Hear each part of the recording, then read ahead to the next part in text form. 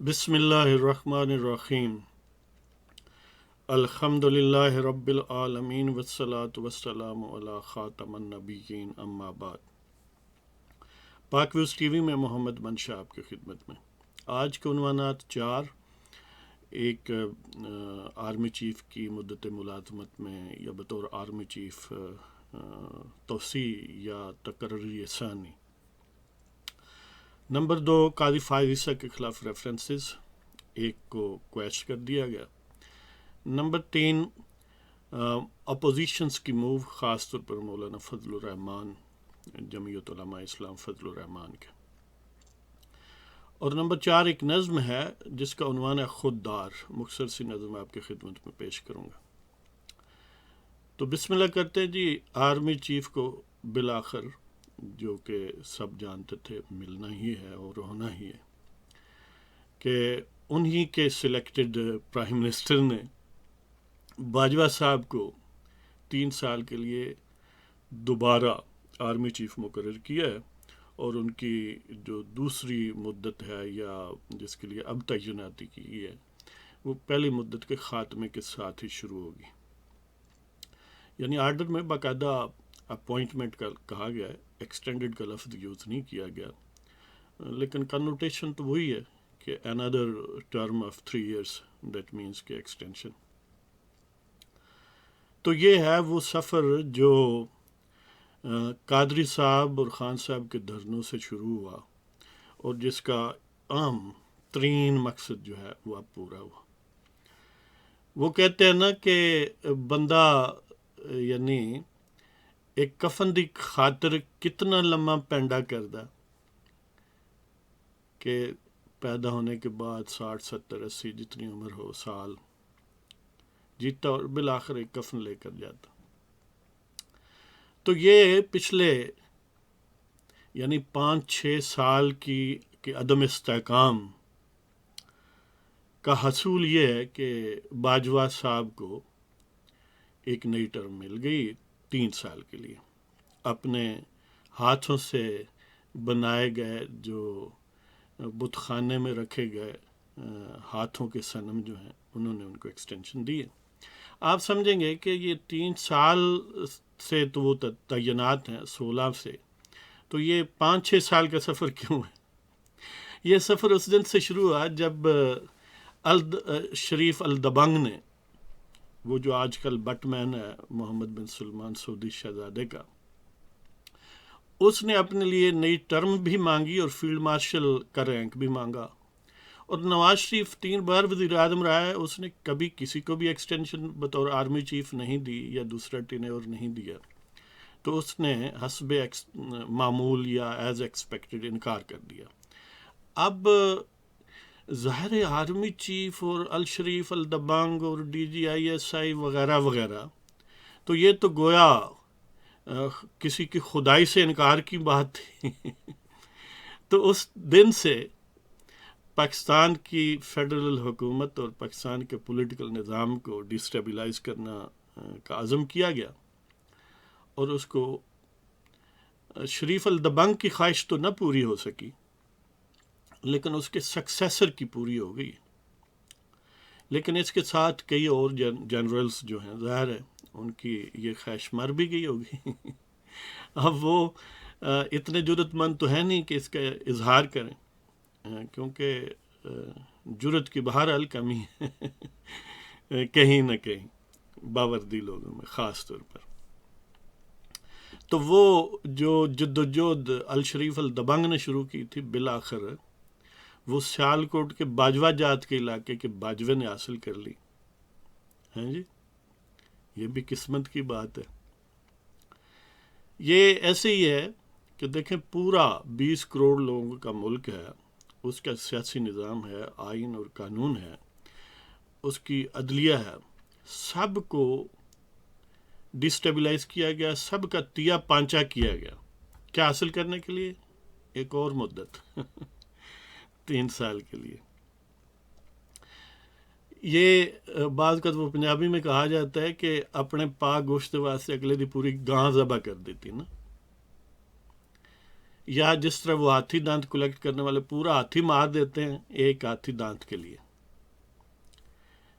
اور ان لوگوں کے لیے ان کا ذاتی مفاد ہی قومی مفاد ہے. جب یہ قومی مفاد کی بات کرتے ہیں نا کہ اس پر کوئی کمپرومائز نہیں ہوگا، تو اس سے مراد ان کا ذاتی مفاد ہی ہوتا ہے.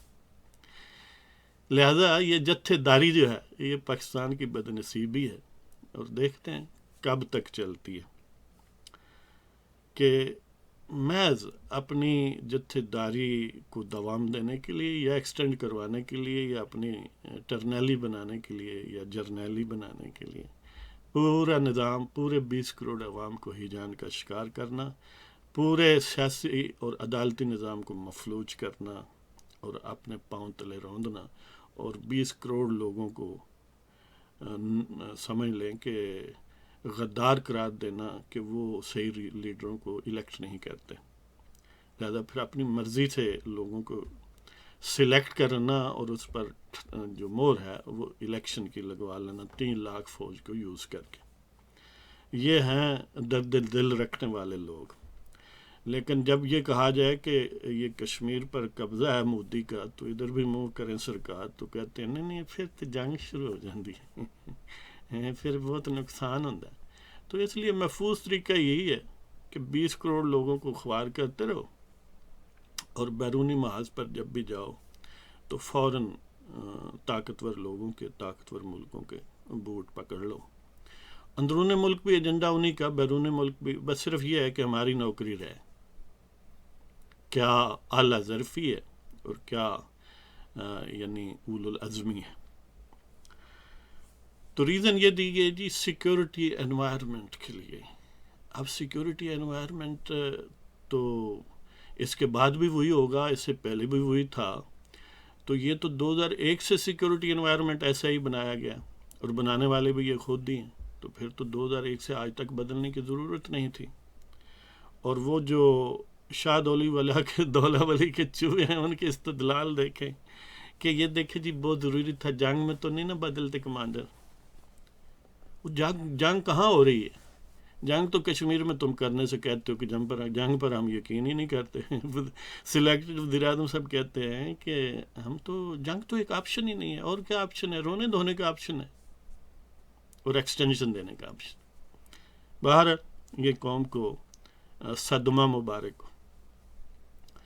اور دوسرا ہے کہ قاضی فائزی سے ریفرنس جو اسی جتھا داری سے ایک طرح سے جڑا ہوا ہے، کیونکہ اگلے الیکشن تک یہ ایکسپیکٹڈ ہے کہ عین الیکشن کے دنوں میں قاضی فائزی سے چیف جسٹس ہوں گے، اگر اسی طرح آرڈر آف سینیارٹی رہے، کوئی جج ادھر ادھر نہ ہو.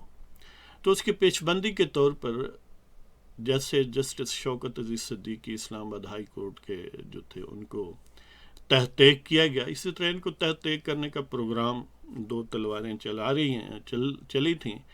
ایک کو مجبوراً ڈسمس کر دیا گیا، یعنی 2 ریفرنسز میں جو اوریجنل ریفرنس پہلا تھا جس میں ان کو کہا گیا کہ انکم ٹیکس گوشوارے اور ویلتھ اسٹیٹمنٹ وغیرہ میں آپ نے ڈکلیئر نہیں کی پراپرٹیز، اور مبینہ طور پر منی لانڈرنگ میں انوالو رہے ہیں وغیرہ وغیرہ. وہ ایک تفصیلات ظاہر ہے پہلے بھی ہوئی ڈسکس، بعد میں بھی ہوگی. لیکن دوسرا ریفرنس جس میں پہلے ریفرنس کے حوالے سے انہوں نے پریزیڈنٹ کو لیٹرز لکھے تھے 2-3، تو اس پر پھر ایک اور ریفرنس بنایا گیا. تو بالآخر جو اب اس کا ڈسیزن آیا ہے ان کے انٹرم رپلائی کے جواب میں ہی فیصلہ آ گیا. پتہ نہیں یہ نئی بڑی تلوار نیکسٹ والی چلانے کے لیے پیش بندی کے طور پر ہے یا اس میں کیا معاملہ ہے. لیکن بہرحال اس کے کنٹینٹس اسی طرح ہیں جو فیصلہ آیا ہے سپریم جوڈیشل کونسل کا.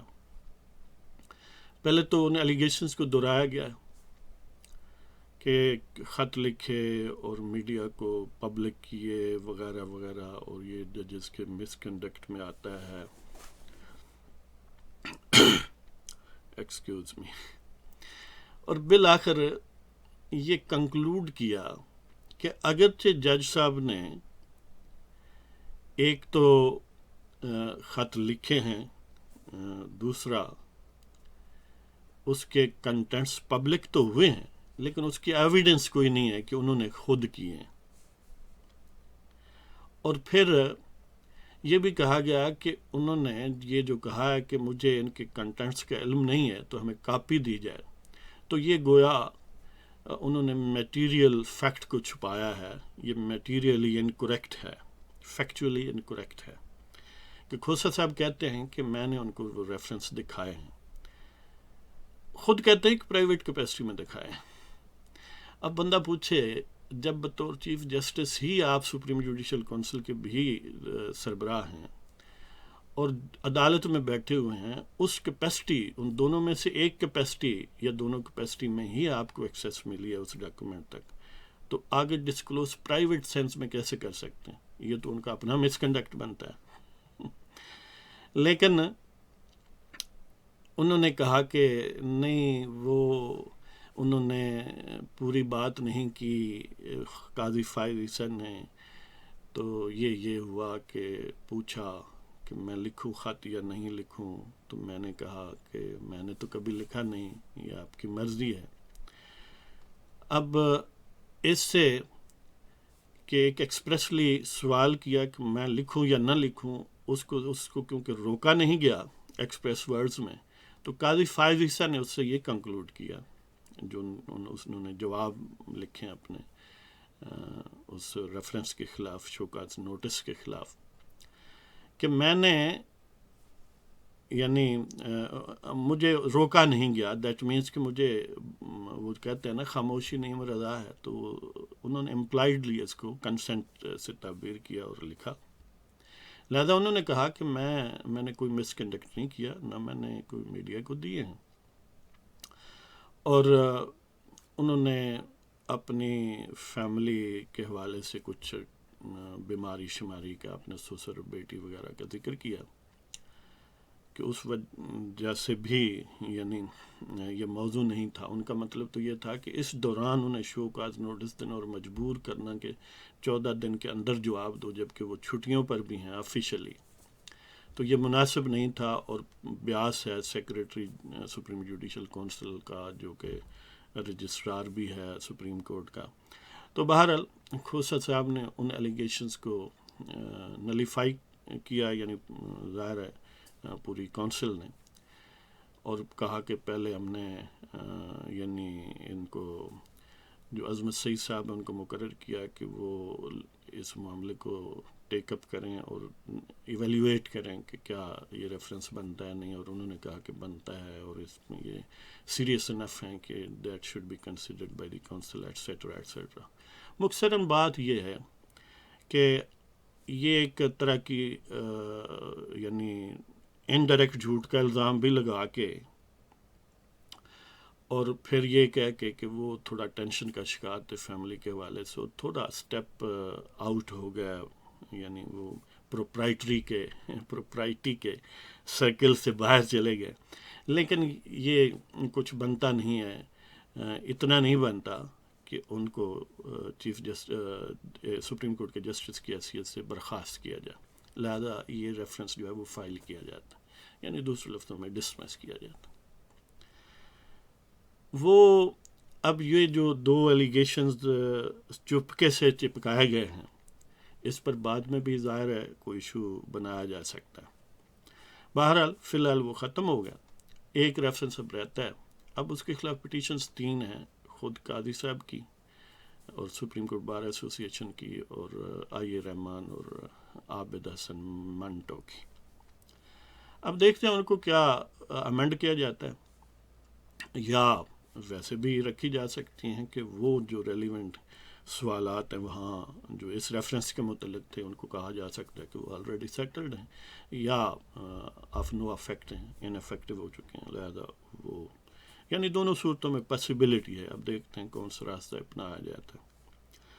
بہرحال یہ تو صورتحال تھی کہ اس میں جو بھی یہ ایک یعنی اصل کلہاڑا چلانے سے پہلے تھوڑا ایک ڈائیورژن کریٹ کی گئی ہے، یا وکلاء کا پریشر کام آیا ہے، یا ان میرٹ بات ہوئی ہے، جو بھی ہوا ہے ایک ریفرنس ختم ہو گیا پریزیڈنٹ کو لیٹرز لکھنے والا، اور یہ کہا گیا جی خواہ مخواہ دیکھیں جی ان پر الزام لگائے گئے ہیں آنریبل پرائم منسٹر اور پریزیڈنٹ وغیرہ وغیرہ پر، اور باقی فیڈرل فنکشنریز پر.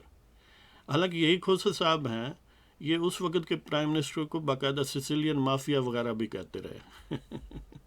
یعنی عجیب بات ہے نا، اب مقدس لوگ ہیں، تب مقدس نہیں تھے، کیونکہ اب سلیکٹڈ ہیں، تب الیکٹڈ تھے. تو نیکسٹ جو ہے وہ اپوزیشن کی موو ہے. مولانا فضل الرحمان دراصل سمجھ لیں کہ ریڑھ کی ہڈی ہیں اپوزیشن کی. تو آل پارٹیز کنفرنس پھر ہوئی، جس میں مولانا فضل الرحمان اور باقی چھوٹی پارٹیاں تو شامل ہوئیں، لیکن جو مین پارٹیز پی پی پی ہے اور نون لیگ ہے، انہوں نے اپنی سیکنڈ ٹیئر لیڈرشپ کو بھیجا، یا تھرڈ ٹیئر کہہ لیں، کیونکہ آدھی سے زیادہ قیادت پیپلز پارٹی کی بھی زیر حراست ہے، اور نون لیگ کی تو 80% قیادت زیر حراست ہے.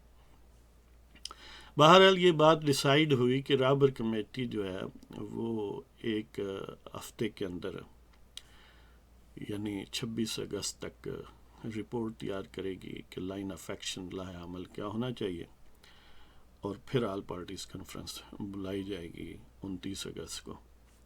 مولانا صاحب نے یہ بھی فرمایا کہ اگر مین پولیٹیکل پارٹیز یعنی بڑی پارٹیز پیپلز پارٹی اور نون لیگ کی طرف ان کا روئے سخن تھا کہ اگر وہ مجبور ہیں اور وہ حق بات نہیں کہہ سکتی اور حکومت کے خلاف دو ٹوک انداز میں نہیں نکلتی، تو مولانا فضل الرحمان پھر بھی باقی جو پولیٹیکل پارٹیز ان کے ساتھ ہیں اور خود ان کی اپنی party, they are strong enough کہ وہ لاک ڈاؤن کریں گے اکتوبر میں.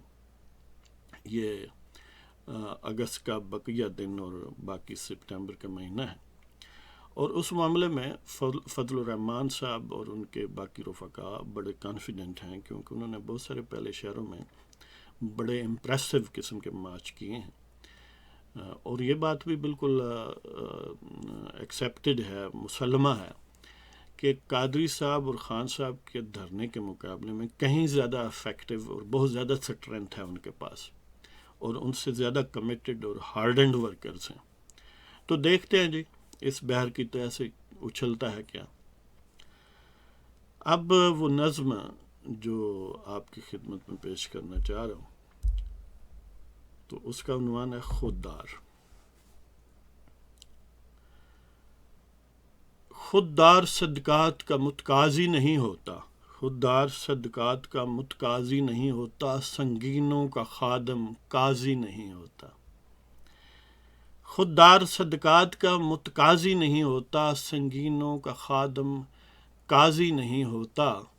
طاقت کی چاپلوسی پہ جو نازاں ہو، طاقت کی چاپلوسی پہ جو نازاں ہو، ظلم و جبر کا وہ باغی نہیں ہوتا. خوددار صدقات کا متقاضی نہیں ہوتا، یعنی جن لوگوں میں خودداری عزت نفس ہے، وہ زکوٰۃ، خیرات اور صدقات کو غبن کر کے لوگوں کے سامنے غریبوں سے کوئی نوبل کاز کا نام لے کے 10-10 روپے اکٹھے کر کے، یا بڑے لوگوں سے یا بعض ناچنے گانے والی یا والیوں کو اکٹھا کر کے لوگوں سے پیسے اکٹھے کر کے اس پر زندگی بسر نہیں کرتے، جو خوددار ہوتے ہیں. جہاں پر خودداری نام کی کوئی چیز نہ ہو، کسی اور کی جیب پہ گزر اور کسی اور کی زوجہ پہ نظر ہو، وہاں پر خودداری اور غیرت والا معاملہ ہوتا ہی نہیں ہے. تو خوددار صدقات کا متقاضی نہیں ہوتا، سنگینوں کا خادم قاضی نہیں ہوتا. طاقت کی چاپلوسی سے جو نازاں ہو، ظلم و جبر کا وہ باغی نہیں ہوتا. اور مرد حریت جان تو دے سکتا ہے مگر، مرد حریت جان تو دے سکتا ہے مگر غلامی پہ کبھی وہ راضی نہیں ہوتا. مرد حریت جان تو دے سکتا ہے مگر غلامی پہ کبھی وہ راضی نہیں ہوتا. اور بزدل جو ہو یا ہو بندہ حرص و ہوا، بزدل جو ہو یا ہو بندہ حرص و ہوا، کبھی وہ شہید یا غازی نہیں ہوتا. بزدل جو ہو یا ہو بندہ حرص و ہوا، کبھی وہ شہید یا غازی نہیں ہوتا. اس لیے کہ اگر کوئی قبضہ کر بھی لے مقبوضہ کشمیر پر، تو وہ کہتے ہیں نہ جنگ کوئی آپشن نہیں ہے. یعنی ایسے لوگ جو ہے وہ کبھی غازی یا نہیں بنتے، شہید نہیں بنتے، شاید کبھی نیازی بن سکتے ہیں. تو بزدل جو ہو یا ہو بندہ ایس و ہوا، کبھی وہ شہید یا غازی نہیں ہوتا. تو اب اجازت چاہتا ہوں، انشاءاللہ پھر حاضر ہوں گے. خدا حافظ. پاکستان زندہ باد.